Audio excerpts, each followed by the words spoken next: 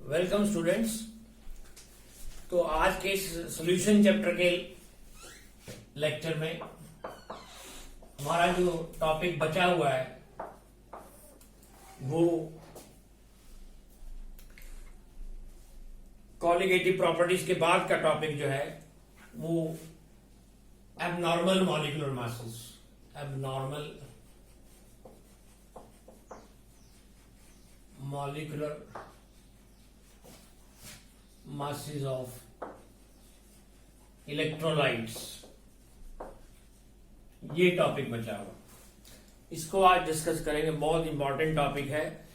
इसी टॉपिक के ऊपर अक्सर बोर्ड के अंदर क्वेश्चन आते हैं और कंपटीशन के क्वेश्चन आते हैं, इसी टॉपिक से आते हैं। तो abnormal molecular masses of electrolyte और वैन हॉफ फैक्टर भी बोलते हैं इसको, van Hoff factor. It is represented by symbol small i से रिप्रेजेंट करते हैं। तो कॉलिगेटिव प्रॉपर्टीज से ही रिलेटेड है। कॉलिगेटिव प्रॉपर्टीज क्या होती हैं कि which depends on the number of fluid particles, and हमने 4 कॉलिगेटिव प्रॉपर्टीज डिस्कस की थी।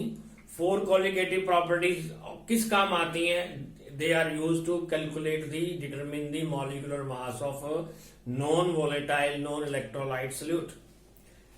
Non-electrolyte भी molecular mass जब निकालते हैं, अगर हम ग्लूकोज, यूरिया, सुक्रोज वगैरह का, तो वो करेक्ट निकलते हैं।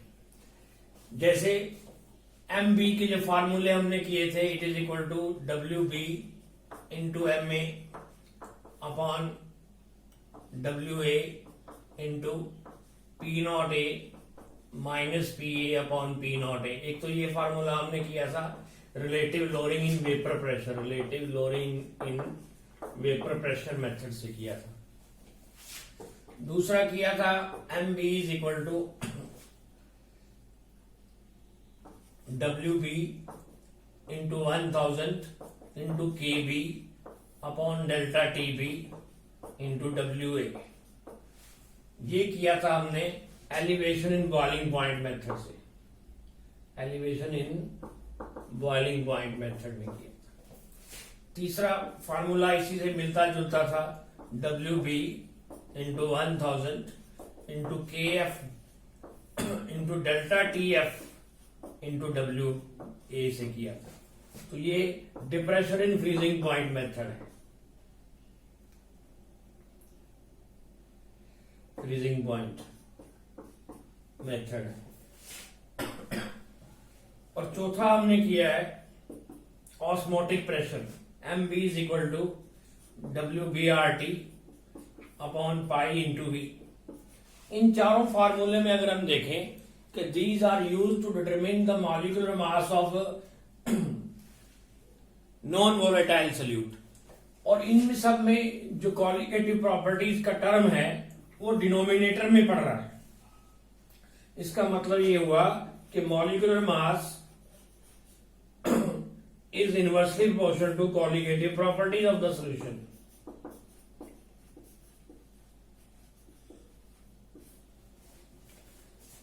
तो जब हम मॉलिक्यूलर मास नॉन इलेक्ट्रोलाइट का निकालते हैं, non volatile, non electrolyte, glucose, sugar, urea etcetera का, अगर हम मॉलिक्यूलर मास निकालते हैं तो जितना मॉलिक्यूलर मास इनका होता है तो ऑलमोस्ट उतने ही मॉलिक्यूलर मास एक्यूरेटली निकल आता है by using any 4 of the colligative properties. लेकिन प्रॉब्लम कहां आती है कि जब हमारे पास इलेक्ट्रोलाइट्स होते हैं। इलेक्ट्रोलाइट्स आर दो सब्सटेंसेस विच अंडरगो डिसोसिएशन और एसोसिएशन।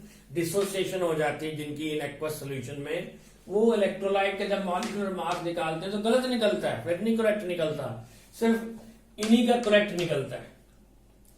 तो क्यों निकलता है एबनॉर्मल मॉलिक्यूलर मास, ये डिस्कस करना है हमने फॉर इलेक्ट्रोलाइट्स के लिए। जो मॉलिक्यूलर मास गलत निकलता है वो क्यों निकलता है।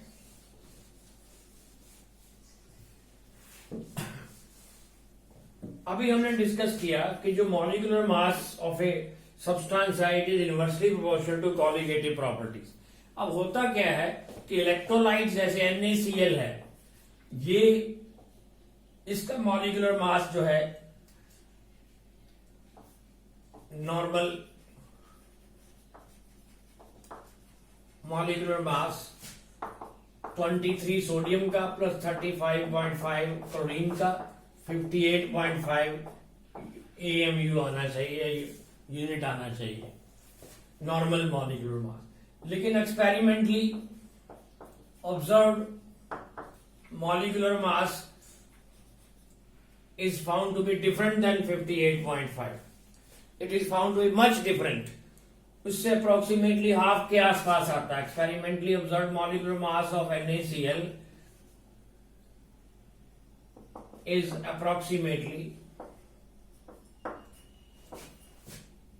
कुछ भी आ सकता है, जैसे अपना 30.5, 32.8, 40 point something, they are found to be different than 58.5.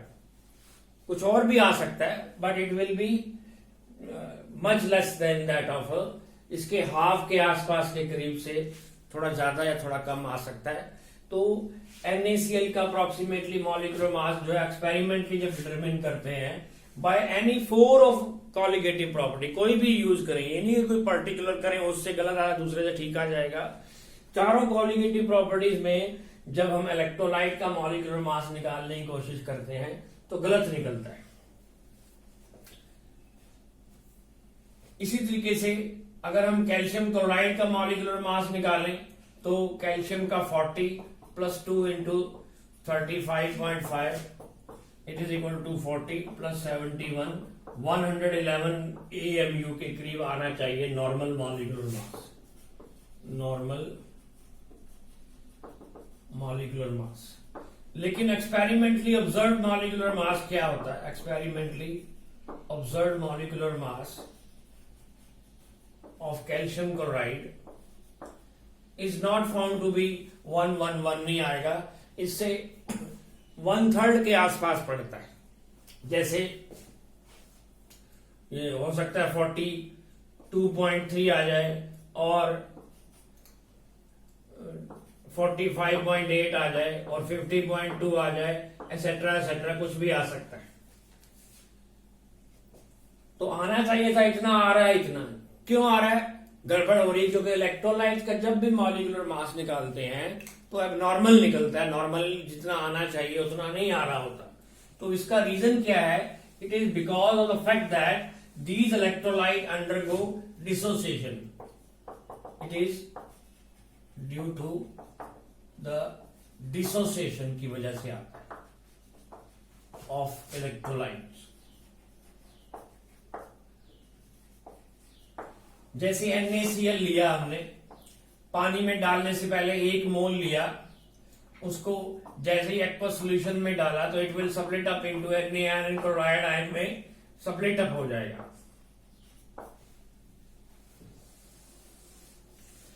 तो लिया 1 मोल था पानी में डालने से पहले, जैसे इसको वाटर में डाला तो इट विल स्प्लिट अप।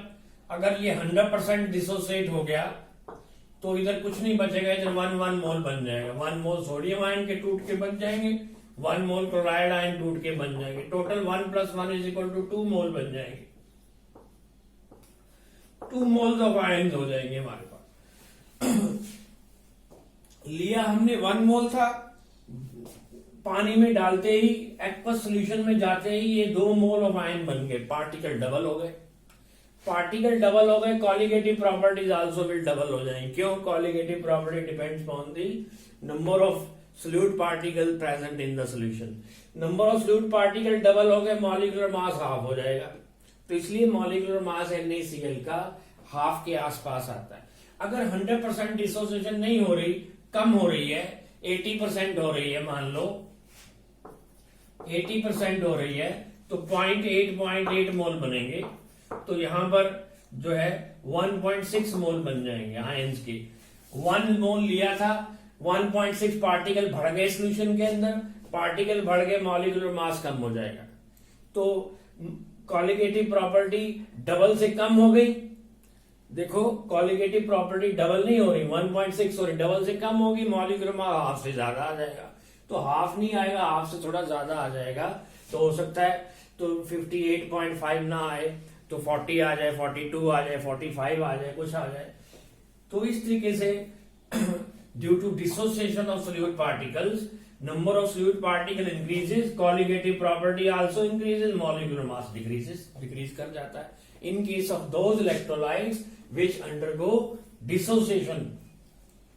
इसी तरीके से कैल्शियम क्लोराइड ले, अगर हम जैसे मैंने एग्जांपल ली थी, कैल्शियम क्लोराइड डिसोसिएट हो रहा है into calcium +2 ion +2 moles of chloride ion में 1 मोल लिया 0 इसमें से अगर 100% डिसोसिएशन हो रही है, सारे के सारे डिसोसिएट हो जाएं, इसका 1 मोल बन जाएगा टूटकर, इसके 2 मोल बन जाएंगे टूटकर, तो total number of ion 3 mole of ion हो जाएंगे। 3 मोल्स ऑफ आयन 3 गुना बढ़ जाएंगे। तो colligative properties directly proportional to number of particles के हैं। कॉलिगेटिव प्रॉपर्टी बढ़ जाएंगी, मॉलिक्यूलर मास 1/3 आएगा, मॉलिक्यूलर मास 1/3 के आसपास आएगा। इसलिए अगर डिसोसिएशन 100% से कम आती है, कॉली प्रॉपर्टी थोड़ी कम हो जाएंगे, मॉलिक्यूलर मास 1/3 से ज्यादा आएगा। तो इसलिए इलेक्ट्रोलाइट्स का molecular mass due to dissociation की वजह से कम आता है, जो for those electrolytes which undergo dissociation. लेकिन कुछ इलेक्ट्रोलाइट ऐसे भी हैं कि it is due to the association की वजह से भी आते हैं, association of the solute particles. क्या होता है कि कई बार एसिटिक एसिड जैसे हमने लिया सोल्यूशन, एसिटिक एसिड सोल्यूशन लिया हमने, तो एक्वस पानी में नहीं लेना, उसको बेंजीन सॉल्वेंट में डिसॉल्व कर दें अगर हम, तो इट विल अंडरगो एसोसिएशन में, ये पार्टिकल एसिटिक एसिड के पार्टिकल विल अंडरगो डाइमराइजेशन हो जाएगी, डाइमर बना लेंगे।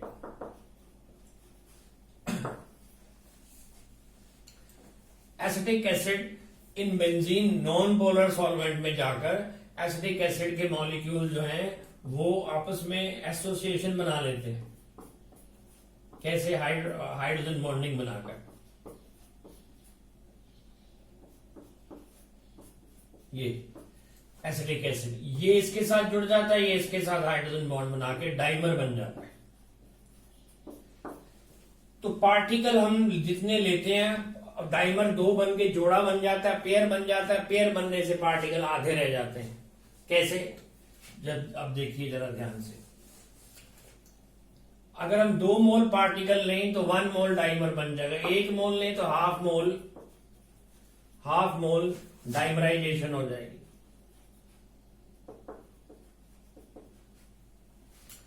तो पार्टिकल जो है 1 मोल लिए थे, उसमें से जो है अब पानी के अंदर सोल्यूशन के अंदर आके डाइमर बनने से, जैसे 100 पार्टिकल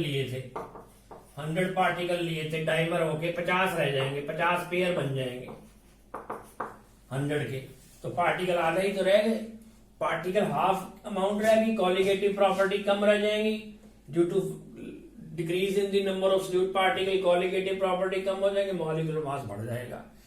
तो जो मॉलिक्यूल जो इलेक्ट्रोलाइट एसोसिएशन शो करते हैं उनका मॉलिक्यूलर मास भी एबनॉर्मल आता है, और जो डिसोसिएट होते हैं उनका भी एबनॉर्मल आता है। डिसोसिएशन वालों का मॉलिक्यूलर मास कम आने लग जाता है और एसोसिएशन वालों का मॉलिक्यूलर मास ज्यादा आ जाता है, क्योंकि पार्टिकल्स इनके कम हो जाते हैं। तो रीजन पता चल गया हमें कि why do we get abnormal molecular mass. बहुत कॉमन सा क्वेश्चन पूछा जाता है कि why do we get abnormal molecular mass for electrolytes.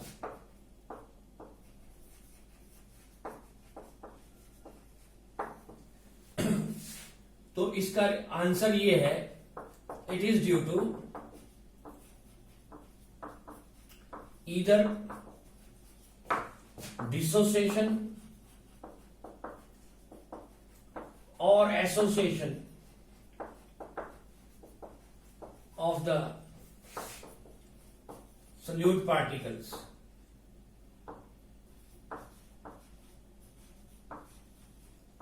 of the electrolytes.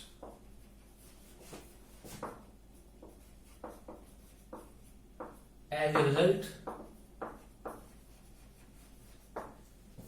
number of solute particles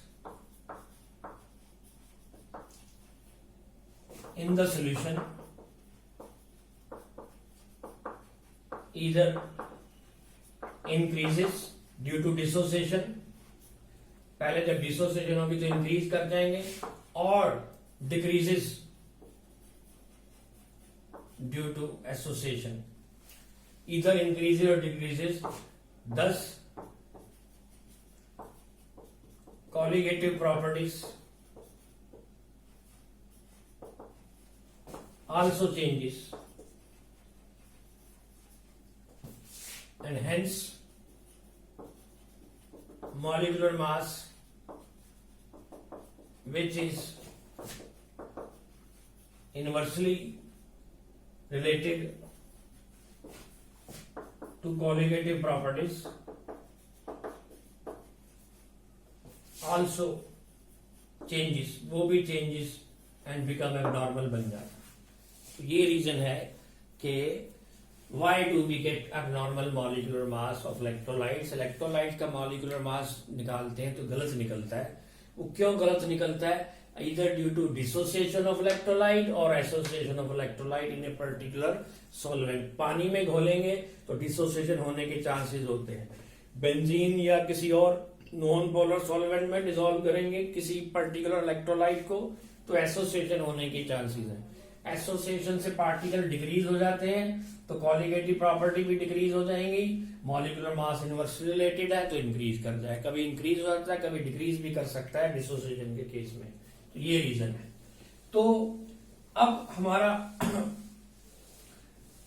जो टॉपिक है कि जब हमें इलेक्ट्रोलाइट्स का मॉलिक्यूलर मास जब भी निकालते हैं तो गलत निकलता है. गलत निकलता है तो फिर ठीक कैसे करें इसको? जब रीजन पता चल गया हमें कि इट इज इधर ड्यू टू डिसोसिएशन और एसोसिएशन, तो करेक्शन फैक्टर लगा लेते हैं. करेक्शन करने के लिए फार्मूले में मॉडिफिकेशन करनी पड़ती है हमें. तो वो क्या है? Correction factor.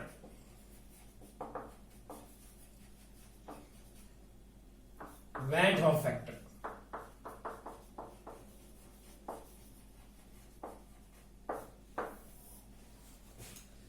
तो अब देखो कि normal molecular mass of NaCl मान लेते हैं 58.5 मान के लेते हैं, आता ही 58.5 है. तो अगर हम जो है एक्सपेरिमेंटली ऑब्जर्व मॉलिक्यूलर मास लें, experimentally observe molecular mass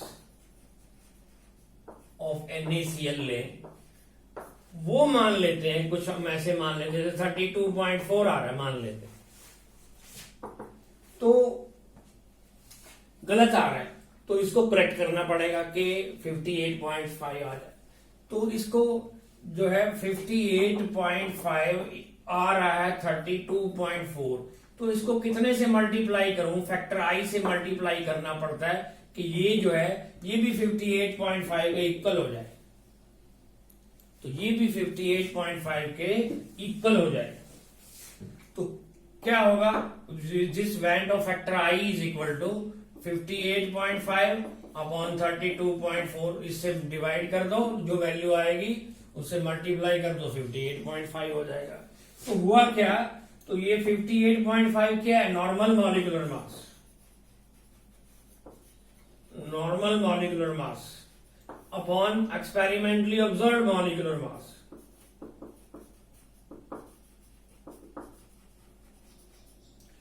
So therefore Van't Hoff factor is the ratio. Van't Hoff factor is the ratio of normal molecular mass to that of the experimentally observed molecular mass. इन दोनों की ratio ले लें तो factor I से जो आई factor आ जाएगा, Van't Hoff factor आ जाएगा. Correction factor है, चीज है करेक्शन फैक्टर. इलेक्ट्रोलाइट्स के लिए हमें ये लगाना पड़ता है.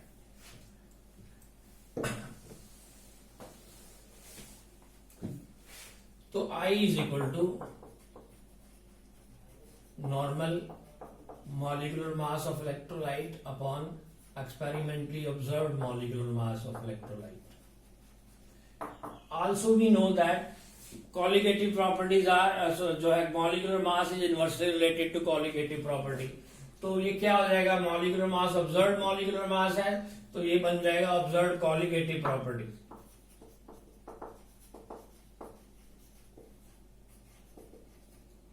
upon normal colligative properties. Inverse हो गई आपस में, नॉर्मल नीचे चला गया, ऑब्जर्व ऊपर, इनवर्सली प्रोपोर्शनल है. और इसके बाद observe colligative properties are directly proportional to number of solute particles, number of observe solute particles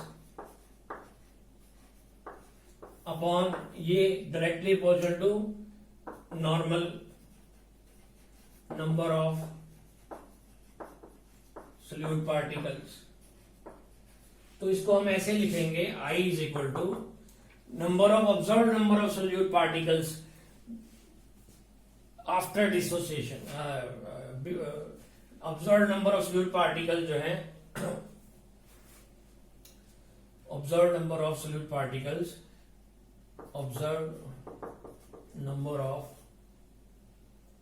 solute particles after dissociation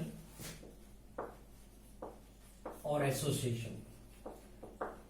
dissociation और एसोसिएशन के बाद ऑब्जर्व्ड नंबर ऑफ पार्टिकल कितने हो गए अपॉन नॉर्मल इनिशियली कितने लिए थे, तो initial number of solute particles before dissociation or association. Before dissociation or association. जैसे NaCl लिया, Na आयन और क्लोराइड आयन में डिसोसिएट हुआ. डिसोसिएट होने से पहले नॉर्मली इनिशियल कितने लिए थे, 1 से स्टार्ट करना है हमने हमेशा, 1 0 0. इसमें से अल्फा पार्टिकल मान लेते हैं आउट ऑफ 1 मोल में से degree of dissociation, alpha is the degree of dissociation of the electrolyte पर मोल. 1 मोल में से अल्फा मोल डिसोसिएट हो गए तो इधर अल्फा अल्फा बनेंगे. तो यहां पे 1 माइनस अल्फा अल्फा अल्फा बनेंगे. तो लिए थे हमने नॉर्मली या इनिशियली 1 मोल. तो total observe number of solute particle, observe number of solute particles is equal to 1 minus alpha, बच गए 1 मोल लिया था, अल्फा टूट के लगा, बाकी बच गए कितने, 1 माइनस अल्फा प्लस 1 कितने गए, alpha plus alpha, alpha plus alpha, ये कट गया तो it is equal to I plus 1 आ गया. तो observed number of solute particles are 1 plus alpha in case of NaCl and initial number of solute particles are 1. So therefore I is equal to 1 plus alpha upon 1. So I is equal to 1 plus alpha and alpha is equal to I minus 1 आ जाएगा for electrolyte, AB type of electrolyte जो 2 particle में dissociate होते हैं. तो मतलब कहने का ये है कि जब इलेक्ट्रोलाइट्स का मॉलिक्यूलर मास एबनॉर्मल निकलता है ड्यू टू डिसोसिएशन, तो हमारा मॉलिक्यूलर मास एबनॉर्मल आने लग जाता है. क्यों एबनॉर्मल आता है, ड्यू टू डिसोसिएशन और due to association, depending upon type of electrolyte कौन सा है. अगर AB टाइप NaCl में 2 AB टाइप के इलेक्ट्रोलाइट लेंगे, एक A में टूटेगा एक B में टूटेगा, तो उस वक्त अल्फा डिग्री ऑफ डिसोसिएशन निकालनी हो तो I माइनस 1 करके निकल आएगी. तो इसी लेक्चर को आगे कंटिन्यू रखेंगे, अगले इसी टॉपिक को अगले लेक्चर में कंटिन्यू रखेंगे. तो तब तक के लिए गुड बाय.